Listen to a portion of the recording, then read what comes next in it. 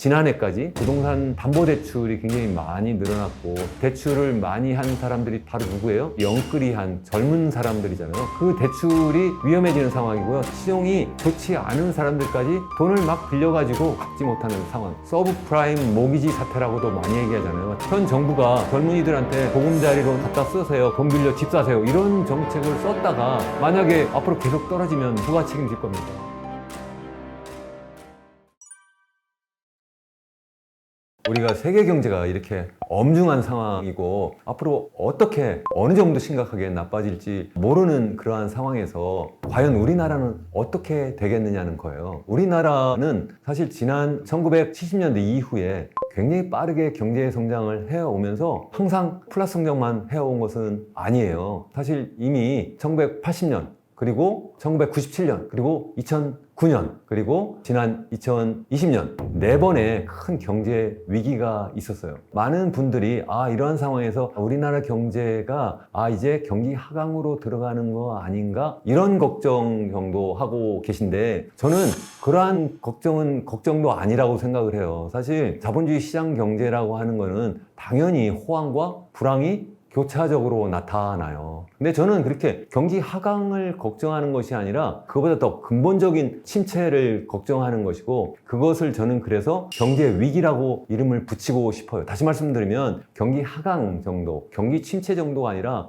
경제 위기 상황을 우리가 걱정하고 대비를 해야 된다 하는 말씀입니다. 제가 아까 네 번의 큰 경제 침체가 있었다고 말씀드렸잖아요. 적어도 그 정도 스케일 이상 정말 큰 어떤 경제 침체를 말씀드리는 겁니다. 그러면 왜 그런 걱정을 지금 해야 되느냐? 우리 그 1980년에 어떤 상황이었나요? 뭐 여러 가지 사회가 굉장히 혼란한 상황에서 경제도 당연히 어려운 상황으로 빠지게 되었고 마침 미국의 연준이 1979년, 80년 굉장히 빠르게 기준금리를 올리잖아요. 굉장히 빠르게 올리면서 당시 초인플레이션을 잡는 그러한 정책을 시행하게 되고 그래서 전 세계적으로 그래서 고금리, 강달러 상황이 막 되게 된 거죠. 그렇게 되면서 중남미 국가들이 소위 얘기하는 외채 위기에 막 빠지게 되고 우리나라도 내부적으로 그렇게 혼란 상황에 빠지면서 같이 경제 위기가 온 상황이 되었다 하는 말씀을 제가 드리는 거고요. 1997년은 그러면 어땠느냐? 1997년도 사실은 1994년부터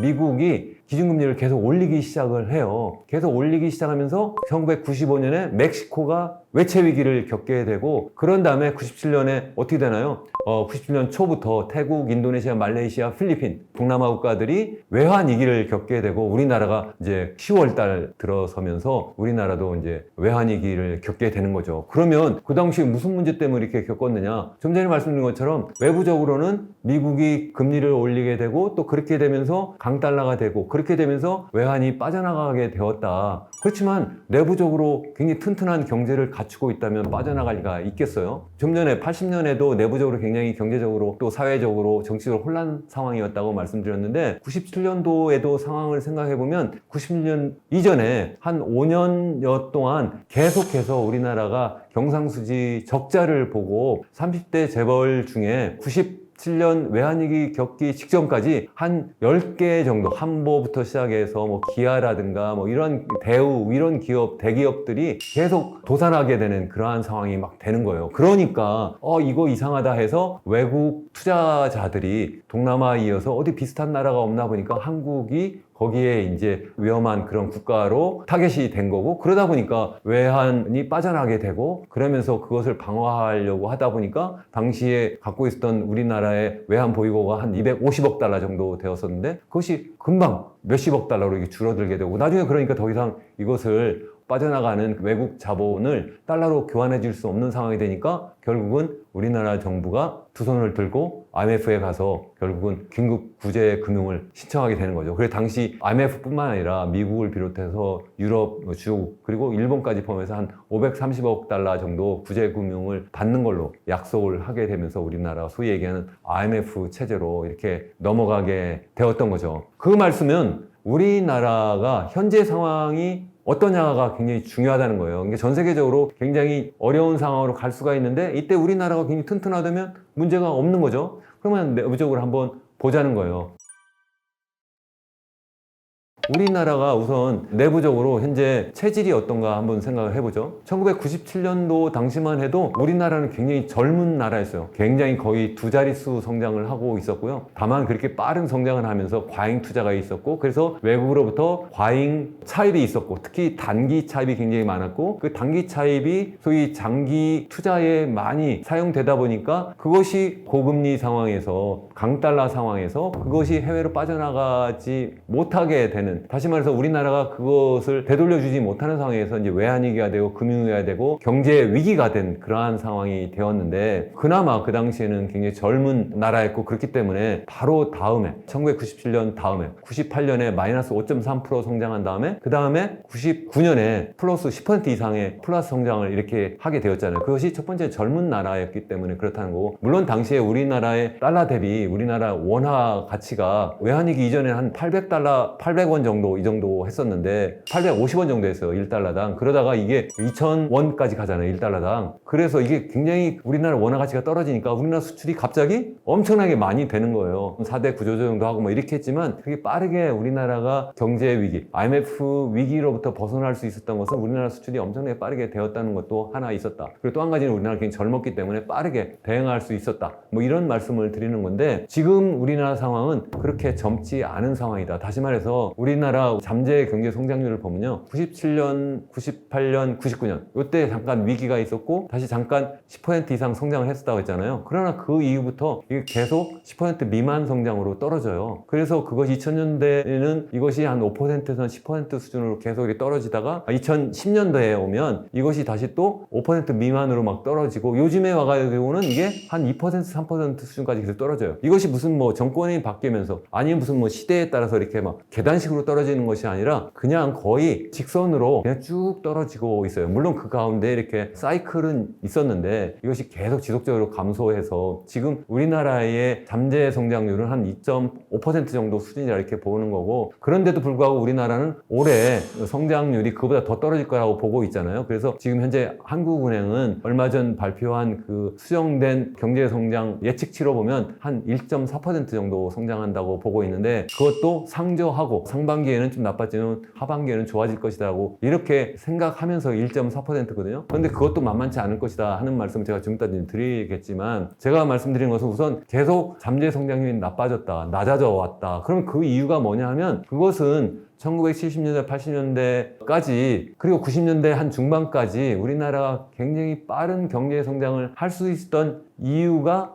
이제는 사라져 가고 있기 때문이 그렇다. 가장 중요한 이유가 아까 얘기했던 그 젊은 인구가 이제 늙은 인구로 대체되고 있다는 말씀이에요. 우리나라에 소위 얘기하는 65세 이상 고령 인구가 굉장히 빠르게 증가해 오고 있어요. 전 세계적으로 우리나라가 가장 빠르게 증가해 오고 있고, 그래서 현재 한 18%, 지난해 기준으로 전체 인구 중에 한 18% 정도 이상 이렇게 되고 있는데, 유의 깊게 봐야 되는 것이 생산 가능 인구예요. 생산 가능 인구라고 하면 보통 15세 이상 64세까지의 인구인데, 이러한 인구는 또 반대로 계속 감소해 왔어요. 다시 말씀드리면 생산 가능 인구는 계속 감소해서 생산 능력이 계속 줄어들고 있는데, 부양해야 되는 고령 인구는 계속 늘어나고 있으니까 당연히 생산 잠재력이 떨어질 수밖에 없는 거죠. 그래서 이것이 계속 감소해 왔다는 것이고, 그래서 한때는 두 자릿수 성장까지 가능했던 우리나라의 젊은 노동력, 이제는 점점 고령 인구로 대체되고 있는 그러한 상황이 굉장히 우려되고 있는 상황이다. 이것이 여기에서 멈추는 것이 아니라 앞으로도 계속 고령화는 진행될 거고, 전 세계에서 가장 빠른 속도로 진행될 것이기 때문에 더 걱정이다. 특히 저뿐만 아니라 OECD나 아니면 우리 KDI에서 최근에 발표한 보고서에서도 보면 앞으로 뭐 2030년 또는 2040년에 가면 우리나라의 잠재 성장률은 0%까지 떨어질 것이다.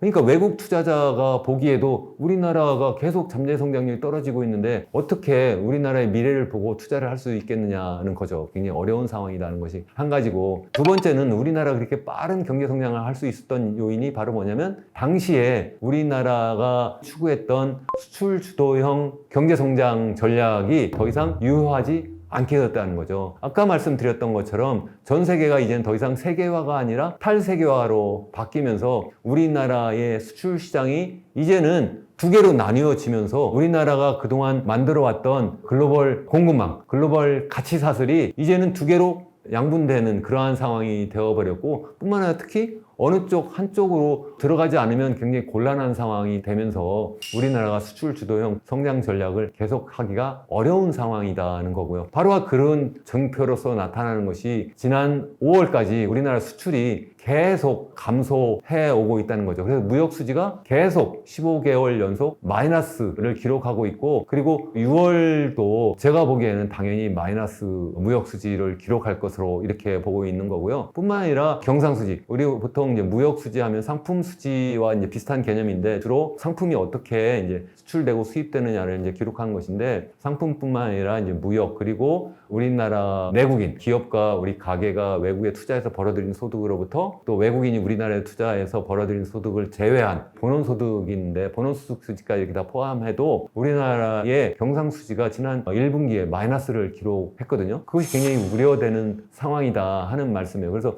마치 97년 이전에 우리나라가 계속 무역수지, 경상수지가 적자를 봤다고 말씀드렸잖아요. 그것이 굉장히 걱정된다. 특히 우리나라가 그동안 수출 제일 품목이라고 해왔던 반도체 수출이 계속 매달 한 30%, 40% 이렇게 감소해 오면서 우리나라의 수출 동력이 꺼지고 있고, 또 우리나라의 제일 수출 시장이라고 했던 중국으로의 수출이 또 비슷한 비율로 계속 감소해 온 거죠. 그것은 바로 반도체를 중국으로 주로 한 50% 정도 중국으로 수출해서 중국이 그걸 중간재로 이용해서 뭐 스마트폰이라든가 아니면 전자제품을 만들어서 미국을 비롯한 선진국으로 전 세계로 이렇게 수출하는 밸류 체인이었는데, 그것이 좀 위협받으면서 굉장히 어려운 상황이고, 그것이 앞으로도 나아지지 않을 가능성이 크다. 다시 말씀드리면 우리나라 정부가, 우리나라 연구기관들이 상저하고라고 생각하지만 아까 말씀드린 것처럼 미국 경제도 위태위태하고, 그래서 경기 하강이 본격적으로 나타날 가능성이 크고, 앞으로 이제 후반기 그리고 내년까지 중국 경제도 지금 리오프닝이 아니라 리클로징 되는 상황까지, 도리어 더 상황이 나빠지는 쪽으로 가고 있는데, 이런 상황에서 어떻게 상저하고를 우리가 기대할 수 있겠는가. 도리어 그렇지 않은 상황, 플랜 B를 우리가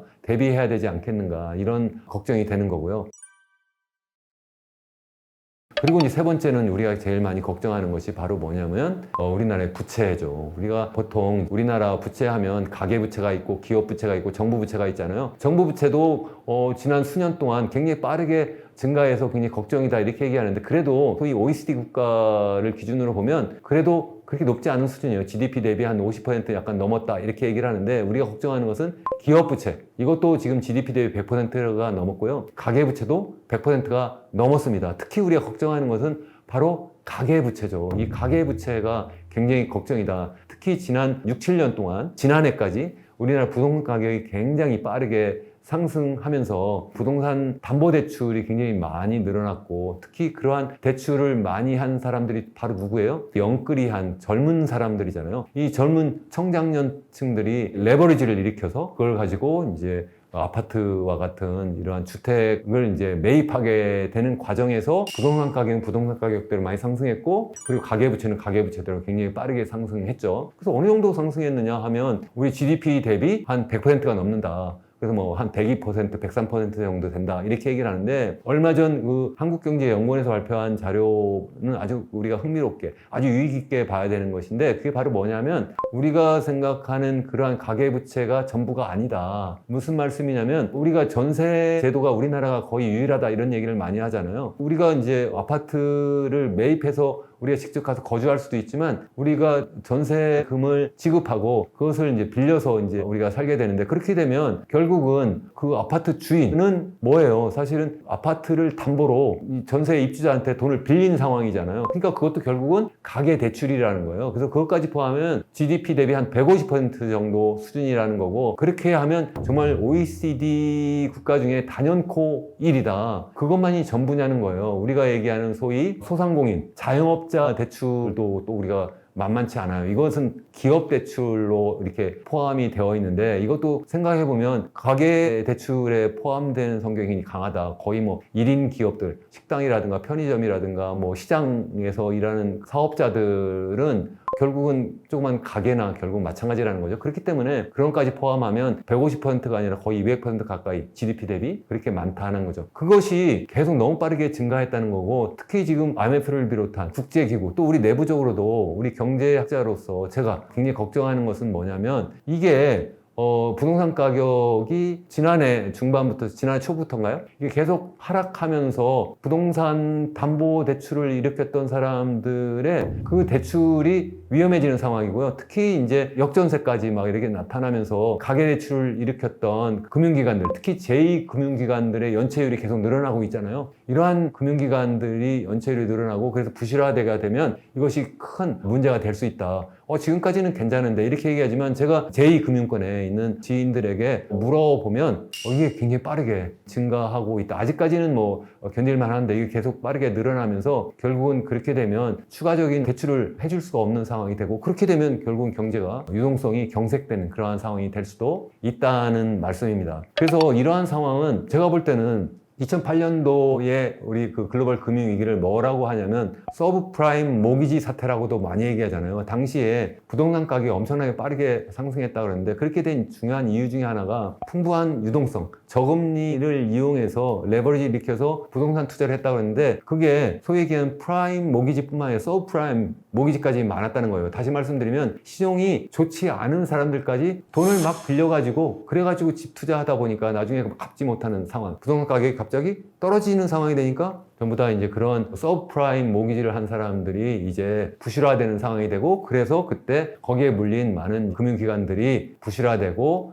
그래서 금융위기가 이제 확산되는 상황이 되었다. 이렇게 말씀을 드린 거고요. 우리나라도 생각해보면 소위 영끌이라는 게 뭐예요? 많은 사람들은 아직 충분하게 그 아파트라든가 10억, 20억 되는 아파트를 그냥 자기가 갖고 있는 자산으로 구매할 수 있는 상황이 아니잖아요. 그러니까 50% 이상을 전부 다 빌려가지고 차입해서 그걸 투자를 하고 그렇게 해가지고 또 경우에 따라서는 그것을 다시 또 담보 잡아가지고 또 다른 아파트를 또 구매해가지고 뭐 이런 식으로 해가지고 계속 여러 아파트를 구입해가지고 투자가 아닌 투기하는 상황까지 막 되어버렸고요. 뿐만 아니라 대출도 막 정부가 많이 할 수 있도록 하는 그런 제도까지 막 만들었잖아요. 임대차 3법이라는 걸 막 만들면서 그렇게 하면서 또 전세 대출도 많이 늘어났는데 또 누가 하나요? 그것도 상대적으로 신용이 낮은 사람들이 할 수밖에 없는 이런 상황이라는 거죠. 그러니까 다시 말씀드리면 2022년 이전에 수년 동안 우리나라의 가계대출이 크게 늘어났는데 그 많이 늘어나게 된 이유는 부동산 가격이 많이 상승해서 그렇고 그것을 그렇게 늘려나간 사람들이 누구냐면 어쩌면 신용이 좋지 못한 그러한 분들의 차입이 굉장히 많았다는 것이고 그렇기 때문에 이번에 부동산 가격이 떨어지게 되면 굉장히 어려운 상황이 될 것이다. 뭐 이런 얘기입니다.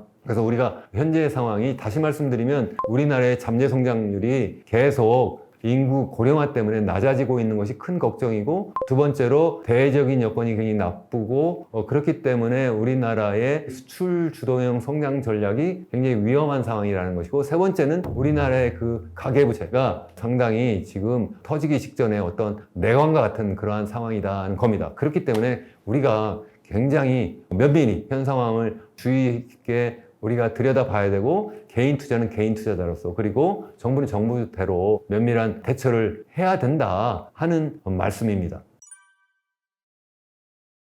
그러면 어떻게 대처를 해야 되겠느냐? 사실 쉽지 않은 문제입니다. 아마 우리나라 정부 특히 굉장히 어려운 상황에 처해 있을 거라고 생각하는데요. 특히 부동산 가격이 너무 많이 올랐기 때문에 떨어져야 된다고 생각하는 사람들이 아마 대다수일 거라고 생각합니다. 물론 아파트를 현재 소유하고 계신 분들은 떨어진 것보다 오르는 게 좋겠다고 생각을 하겠죠. 그러나 우리나라의 부동산 가격은 지난 한 7, 8년 동안 거의 뭐 서울 기준으로 보면 2배가 아니라 한 3배 정도 막 이렇게 올랐는데 지금 떨어진 것이 한 20% 정도? 많아도 30%까지 떨어지지도 않았을 거라고 생각하는데 이 정도 떨어져 가지고는 아직 충분하게 떨어진 상황은 아니라고 생각을 해요. 다만 이게 너무 빨리 떨어지니까 이것이 아까 말씀드린 그 가계부채의 어떤 뇌관을 이걸 건드려서 금융시장 전반적인 어떤 부실로 나타날까 이것을 굉장히 우려할 거라고 저는 생각을 합니다. 그러나 그렇기 때문에 뭐 우리나라의 중앙은행, 우리나라의 한국은행이 금리를 현 수준에서 계속 유지해야 되느냐. 현 수준 지금 현재 3.5% 수준에서 지금 계속 멈춰 있잖아요. 그렇기 때문에 지금 연초 이후에 우리나라의 시중금리는 조금씩 떨어져 가고 있는 상황이에요. 마치 이제는 더 이상 올리지 않을 거고 앞으로 기준금리는 계속 떨어질 거고 그렇기 때문에 시장금리도 떨어질 거다. 뭐 그런 이유 때문에 다시 부동산 경기가 조금씩 살아나는 게 아닌가 이런 생각도 하는 사람들도 있고요. 또 정부는 정부대로 이거 너무 빠르게 떨어지면 안 된다 해서 뭐 보금자리론 뭐 이런 식으로 해서 대책도 만들고 막 이렇게 하고 있는데, 그렇기 때문에 이것이 조금씩 떨어지던 가계부채가 올 들어서 계속 늘어나고 있어요. 이건 정말 걱정이다 하는 것이죠. 이제 조금씩 가계부채를 줄여나가야 되는 상황인데 정부가 앞장서서 가계부채를 다시 늘려나가야 되니까 마치 예전에 돈 빌려서 집 사라 하는 그러한 정책과 뭐가 다르냐는 거죠. 죄송한 말씀이지만 지난 정부 때 사실은 우리나라의 그 아파트 가격, 부동산 가격이 이렇게 2배, 3배 늘어났는데, 그렇기 때문에 현 정부에 들어서 가지고 이렇게 부동산 가격 많이 올린 것은 전 정부 책임이다 이렇게 얘기를 하잖아요. 근데 지금 와가지고 현 정부는 똑같이 그러니까 그러면 이걸 잡을 생각을 안 하고 이 지금 경제가 너무 위험해 그러니까 우리도 다시 올려야지 이렇게 생각하면서 그걸 다시 집을 사라는 정책으로 이렇게 선회하면 어떻게 하느냐 거죠. 저는 제가 볼 때는 부동산 가격이 앞으로 상승하는 것보다는 장기적으로 하향 안정 추세로 갈 수밖에 없다라고 저는 생각하는 사람이에요. 왜 그러냐면 생각해보세요. 부동산 가격이라는 것은 다른 자산 가격과 비슷해요. 특히 부동산 가격은 크게 3가지 요인에 의해서 이것이 결정된다고 생각하는데, 첫 번째는 인구 구조, 두 번째는 그 나라의 실질 소득 수준의 변화, 세 번째는 통화량, 유동성이라는 거죠. 그래서 우리나라의 인구가 계속 사실은 70년대, 80년대, 90년대까지, 2000년대까지도 계속 인구 총량도 늘어났을 뿐만 아니라 젊은 인구의 구성, 소위 얘기하는 집을 살 수 있는 30대, 40대, 50대의 어떤 인구는 계속 늘어났어요. 그런데 앞으로도 계속 그럴 거냐는 거죠. 이미 2020년부터 시작해서 총 인구 자체가 줄어들고, 그리고 소위 생산 연령 인구라고 하는 15세 이상 64세까지의 인구도 2018년 이후 계속 감소하고 있어요. 얼마나 많이 감소하고 있느냐 하면 지금 통계청 추계로만 해도 2030년까지 그냥 평균 잡아서 매년 36만 명씩 감소하고 있다. 36만 명이 엄청난 숫자잖아요. 근데 그 숫자가 점점 더 사실 더 커질 거다. 총인구도 줄어들 뿐만 아니라 생산 연령 인구, 다시 말해서 아파트를 구매하려고 하는, 결혼해서 아기도 낳고 이렇게 하면서 이제 생활해야 되는 젊은 인구가 줄어들 가능성이 큰데, 예전처럼 과연 인구 때문에 부동산 가격이 상승하겠느냐? 그건 아니다는 말씀이고, 그럼 두 번째, 경제 성장이 계속 이루어지겠느냐? 아까 말씀드린 것처럼 잠재 경제 성장률이 계속 감소해 왔고 앞으로 이게 0까지도 떨어질 가능성이 크다. 그렇게 되면 과연 어떻게 실질 소득이 감소하는 상황까지는 안 가더라도 이것이 거의 0% 수준까지 가는데 어떻게 더 좋은 집, 더 큰 집으로 이사 가려는 그런 수요가 나타나겠느냐는 거죠. 그렇게 되지 않을 가능성이 굉장히 크다. 그렇게 되면 이미 경제성장 잠재력이 계속 떨어졌는데 왜 지난 수년 동안은 그래도 계속 올랐느냐? 그거는 바로 세 번째 요인 때문에 전 그렇다고 생각을 해요. 물론 정책적인 오판도 전 있었다고 생각을 합니다만, 그것뿐만 아니라 가장 큰 요인 중에 하나가 유동성 문제예요. 2020년 코로나 상황에서 전 세계적으로 돈이 엄청나게 많이 풀려서 제가 뭐라고 말씀드렸어요. 2020년에 그리고 21년에 자산 인플레이션이 엄청나게 나타났다. 그래서 우리나라뿐만 아니라 전 세계의 주식 가격 그리고 부동산 가격이 엄청나게 많이 올랐던 거예요. 다시 말씀드리면 만약에 코로나 상황이 아니었다면 아마 2019년 지나서 20년, 21년, 22년까지 계속해서 어쩌면 부동산 가격은 하향 추세로 전환되지 않았을까 이렇게 생각을 합니다. 그런데 유동성이 워낙 많이 풀리다 보니까 이게 그동안 올라갔던 부동산 가격을 더 빨리 더 많이 올라가게 이렇게 만들었다는 거죠. 그런데 그 상황이 어떻게 되겠습니까? 이제 또 바뀌고 있다는 거예요. 다시 이 부동산 가격을 상승으로 이끌었던 유동성이 줄어들고 금리가 이제는 저금리가 아니라 고금리로 바뀔 거고 떨어지지 않을 거다. 그 이유는 왜라고요? 아까 말씀드린 것처럼 예전처럼 그렇게 저인플레이션이 계속 유지가 되지 않을 거고, 그렇기 때문에 우리나라뿐만 아니라 전 세계의 기준금리가 높게 유지가 될 수밖에 없고, 그렇기 때문에 시장금리도 높게 유지가 될 수밖에 없고, 그렇기 때문에 시중에 그렇게 유동성이 옛날처럼 풍부하게 풀리지 않을 거다. 인구로 봐도 그렇고 우리나라의 어떤 실질 소득의 증가 추세를 우리 전망해도 그렇고 유동성 추세로 봐도 우리의 부동산 가격이 앞으로 계속 오르지 않을 거다. 현 정부가 이거 젊은이들한테 이 보금자리론 이거 갖다 쓰세요. 그래서 돈 빌려 집 사세요. 이런 정책을 썼다가 만약에 앞으로 계속 떨어지면 누가 책임질 겁니까? 그래서 저는 정말 정부가 이런 정책은 정말 신중하게 써야 된다. 정말 걱정은 이렇게 부동산 가격이 하향 추세로 떨어지면서 가계 대출이 부실화되면 제2금융기관부터 시작해서 부실화가 이제 계속 금융기관으로 확산되고 그래서 그게 바로 신용경세로 나타나고 그래서 그게 금융위기고 경제위기로 나타나고 나중에는 그게 외환위기까지 확산될 수도 있는데 그것은 어떻게 보면 그거는 우리 금융감독기관이 있잖아요. 그리고 또 우리나라의 재정경제부가 있잖아요. 거기에서 이걸 좀 미시적으로 대처를 해야 되는 것이지 이걸 거시적으로 금리를 올리지 마라. 우리나라의 호화 인플레이션, 우리나라의 아까 말씀드린 식료품과 그리고 에너지 가격을 제외한 인플레이션은 우리나라도 똑같이 떨어지지 않은 상태거든요.